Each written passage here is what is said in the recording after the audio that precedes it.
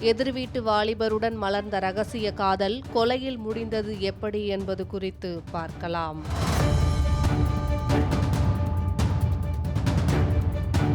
சென்னை புறநகர் பகுதியான பெருங்குடி கல்லுக்குட்டை திருவள்ளுவர் நகர் பகுதியை சேர்ந்தவர் ராஜதுரை. இவரது மனைவி ரோஸ்மேரி. இந்நிலையில் இவர்களது எதிர் வீட்டில் வசித்து வந்த அன்பு கணபதி என்பவர் ரோஸ்மேரியுடன் கடந்த 4 மாதங்களாக திருமணத்தை மீறிய ரகசிய உறவு வைத்திருந்ததாக கூறப்படுகிறது.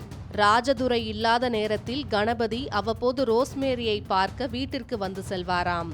இதனை அறிந்த ராஜதுரை இருவரையும் கண்டித்து ரகசிய உறவை கைவிடுமாறு கூறியுள்ளார். ஆனால் இதனை கண்டுகொள்ளாத கணபதியும் ரோஸ்மேரியும் தொடர்ந்து தனிமையில் சந்தித்து அடிக்கடி உல்லாசமாக இருந்து வந்துள்ளனர். இதையடுத்து ராஜதுரை வீட்டை காலி செய்துவிட்டு வேறு வீட்டுக்கு செல்ல முடிவு செய்துள்ளார். இதற்காக நேற்று காலை புதிய வீடு பார்ப்பதற்காக ராஜதுரை மனைவியுடன் வெளியில் சென்றுவிட்டு வீட்டிற்கு வந்து தூங்கியுள்ளார். சிறிது நேரம் கழித்து பார்த்தபோது தனது மனைவி குழந்தையுடன் மாயமாகி இருப்பதைக் கண்டு அதிர்ச்சி அடைந்துள்ளார். இதனால் ஆத்திரமடைந்த ராஜதுரை மனைவியின் ரகசிய காதலன் அன்பு கணபதியை தீர்த்து கட்ட முடிவு செய்துள்ளார். அதன்படி நேற்று இரவு அவர் மது குடிப்பதற்காக அன்பு கணபதியை அழைத்துள்ளார்.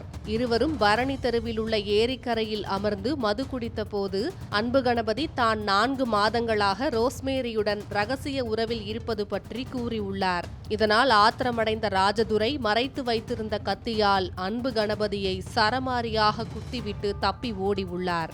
சத்தம் கேட்டு வந்த அக்கம் பக்கத்தினர் அன்பு கணபதியை மீட்டு வேளச்சேரியில் உள்ள தனியார் மருத்துவமனையில் சேர்த்தனர். அங்கு சிகிச்சை பலனின்றி அவர் பரிதாபமாக உயிரிழந்தார். கொலை செய்யப்பட்ட அன்பு கணபதிக்கு மனைவியும் 2 பெண் குழந்தைகளும் உள்ளனர்.